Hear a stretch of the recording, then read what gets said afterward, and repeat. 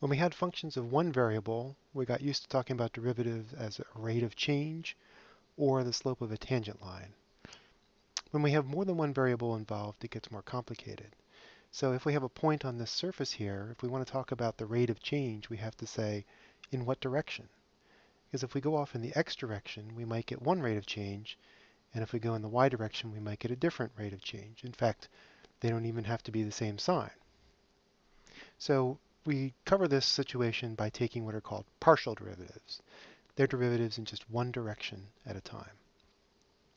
So we could talk about the first partial derivative with respect to x. We have all kinds of ways of writing it. We can use a subscript x. We can use this notation, the partial of f with respect to x. We might write the partial derivative separately like that, or we might write d sub x of f. They all mean the same thing. They mean to keep y constant while you differentiate in the usual way with respect to x as the variable. So you imagine that y is a constant like any other, like 3 or whatever, and you take the derivative according to the rules that you already know. And then naturally corresponding to that, we could take the partial derivative with respect to y, which we have all the same different ways of writing.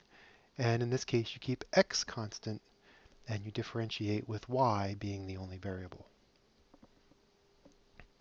So we can build from there, and we can take second order derivatives. We have two slots, each of which could be x and y.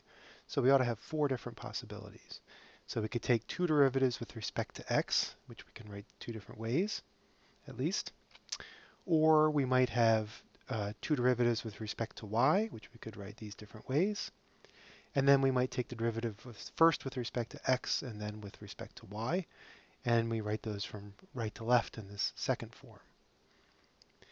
Now we ought to have an f sub yx as well, but fortunately we have this convenient fact called Claro's theorem, which says that the order in which you take the derivatives doesn't matter.